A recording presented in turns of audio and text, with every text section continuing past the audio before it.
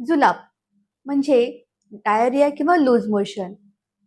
जुलाब ही सामान्य समस्या आहे, पण दुर्लक्ष न करण्यासारखी सुद्धा आहे.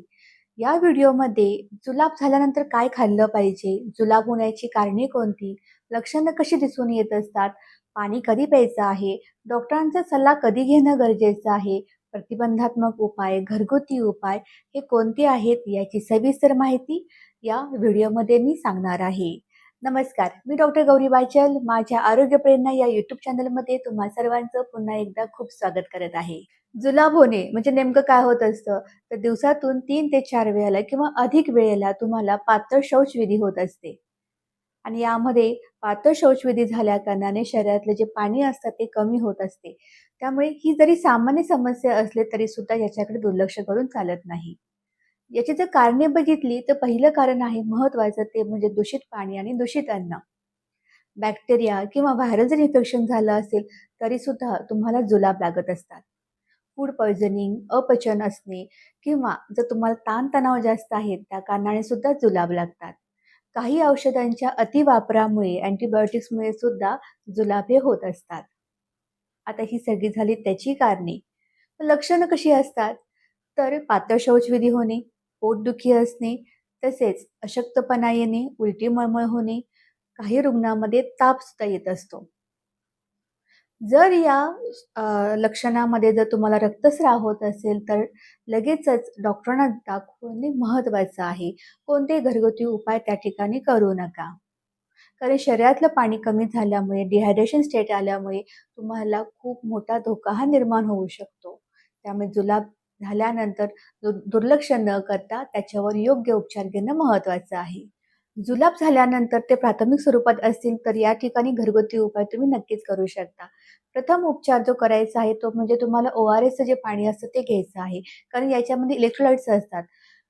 ज्यावेळेस तुम्हाला जुलाब होतात अशा वेळेस शरीरातले जे इलेक्ट्रोलाइट्स असतात त्यांचं इम्बॅलन्स होतं. ते कमी होत असतात. मग ते जर आपल्याला पुरवत आणायचे असतील तर ORSचं पाणी घेणं गरजेचं आहे. जर ORS नसेल घरात तर इमिडिएटली तुम्ही लिंबू पाणी किंवा लिंबू मीठ पाणी हे घेऊ शकता. सोबतच तुम्हाला तुमच्या घरामध्ये दही अवेलेबल असते. दही हे उत्तम प्रोबायोटिक्स आहे आणि दह्यामधले जे बॅक्टेरिया असतात ते आपली गट हेल्थ म्हणजे आतड्यांचं आरोग्य चांगलं करत असतात. त्यामुळे दही भात या ठिकाणी तुम्ही घेऊ शकता किंवा मुगाची खिचडी हे सुद्धा घेऊ शकता. पचायला हलका असलेला आहार हा घेणं महत्त्वाचं आहे.